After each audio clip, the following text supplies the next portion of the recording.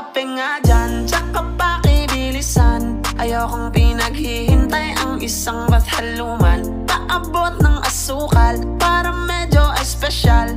Gusto ko matamis tulad ng ngiti ni Mahal. Ngayon all goods na, sakto yung dala kong